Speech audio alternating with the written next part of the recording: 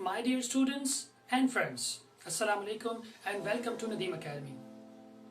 Dear friends, each one of us is a customer or a consumer. We buy thousands of things in our lives. From morning till the evening, we go and buy food items, cloth items, footwears, etc. There is a huge list of buying the goods and services. So, we need to know what sort of consumer behavior is this, and the consumer behavior, in order to understand this consumer behavior, how the customer is going to purchase the goods, we need to know consumer preference, to what sort of things a consumer is going to give the preference. And we know that central to the consumer preference is utility. Utility means satisfaction. We have already studied that. The products which are going to give the maximum utility to the consumer will buy those products and leave the others which are not giving any sort of utility or the satisfaction to the customer. This utility term has got two different approaches or two different theories. Number one, cardinal utility theory or approach, ordinal utility theory or approach. The first one, cardinal utility theory or approach, believes that the satisfaction of the customer can be measured in the numbers. It believes that each unit is considered as a utils. For example, if I'm consuming a product and that product's first unit has given me the maximum utility or the satisfaction, I'll assign 20 numbers to the first unit. And the second unit will give me less utility or less satisfaction according to the law of diminishing marginal utility that we had already studied.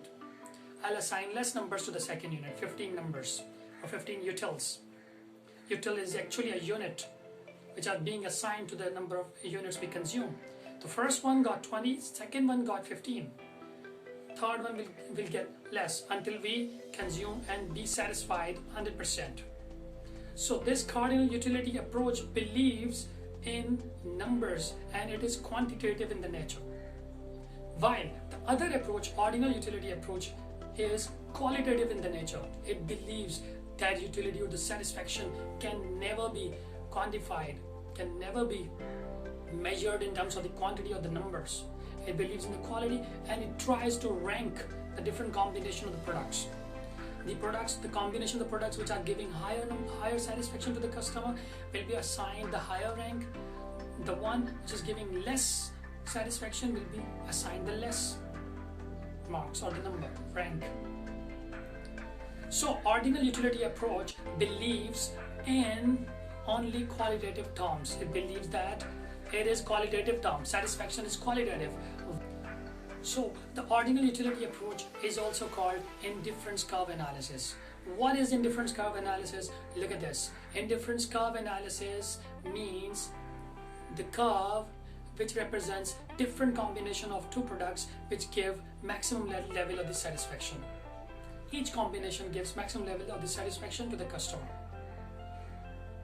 For example, we have this schedule. Look at this schedule. We have the combinations A, B, C and D, and we have two products, food items and cloth items. When at combination A, you can find out food item is 1 while clothing items are 12. Combination 2 represents one food item has been increased and it has become 2, and 6 clothing items has been reduced because it totally depends on the budget of the customer or the consumer as well. So if one product is being increased, other one need to be reduced in order to manage the resources. Similar case goes with the C and the D as well. Now look at the graph of the same schedule which represents. Now these are the combinations A, B, C and D. Each one is giving the maximum satisfaction to the customer. Whether customer is going for A or D, it gives the equal satisfaction to the customer. This is called indifference curve analysis.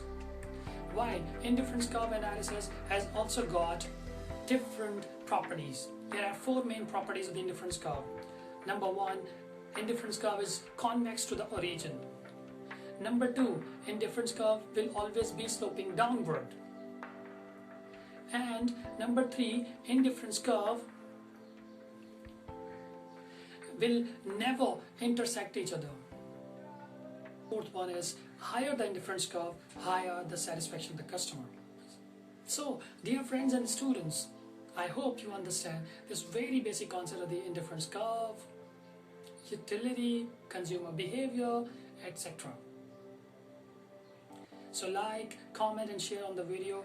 Also subscribe my channel Nadeem Academy for upcoming videos. Thank you very much.